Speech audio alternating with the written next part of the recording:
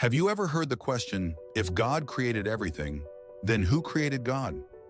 It's a question that echoes through the minds of many today, particularly in a world where logic and science often seem at odds with faith. But what if this question, rather than being a challenge to belief, could actually bring us closer to understanding the Creator? Let's explore this together, using the timeless wisdom of faith, logic, and a few powerful stories. Imagine sitting with the Prophet Muhammad, peace be upon him, over 1,400 years ago, listening to him speak. In one of his teachings, he foretold a time when people would ask this very question. He described how some would sit with pride and arrogance, claiming to understand everything, and then pose the question, God created everything, but who created God?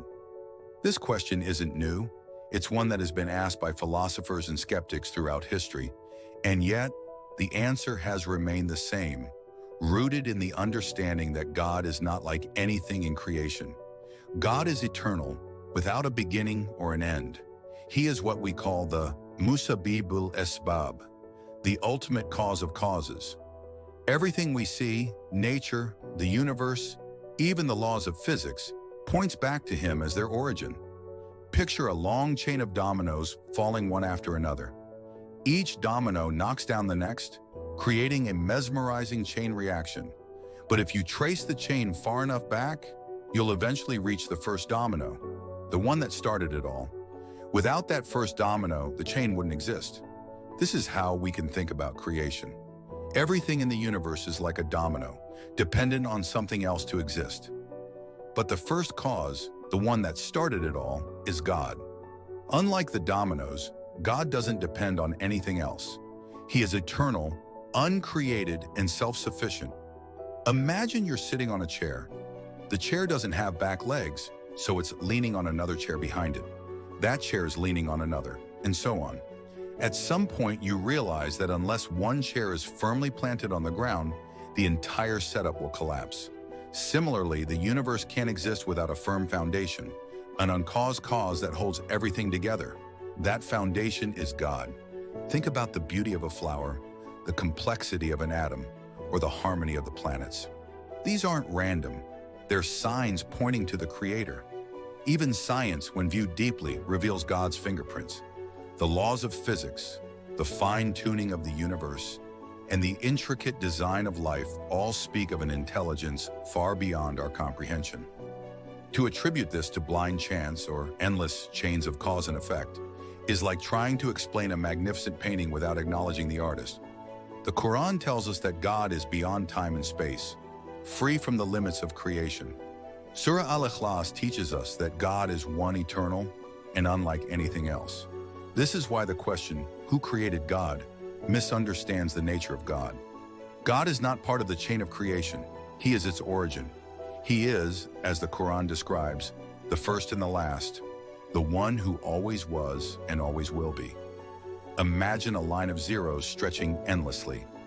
No matter how many zeros you add, their value remains zero. But place the number 1 in front of them, and suddenly, those zeros have value.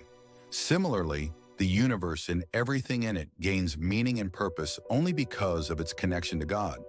Without Him, existence is like an endless row of zeros, empty and meaningless. This understanding isn't just about answering questions, it's about transforming how we see the world and ourselves.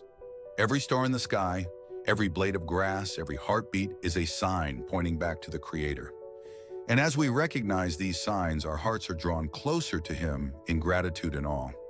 In a world where skepticism often challenges belief, we are reminded of the wisdom of those who came before us, prophets, scholars, and saints, who saw these same signs and devoted their lives to worship and love for the Creator. Their reflections, prayers, and teachings remind us that faith isn't about blind acceptance. It's about seeing the harmony between reason, science, and the divine. So the next time someone asks, who created God? Remember that this question misunderstands who God is. God is not created. He is the Creator, the origin of everything, and the one who gives life, meaning, and purpose to all. And when we reflect on this truth, we find ourselves not only closer to the answer, but also closer to Him. Understanding God isn't about fully grasping his nature. That's beyond our limits. It's about seeing his signs, feeling his presence, and letting this understanding bring peace and purpose to our lives. So let's keep asking questions, exploring answers, and most importantly, growing closer to the one who created us all.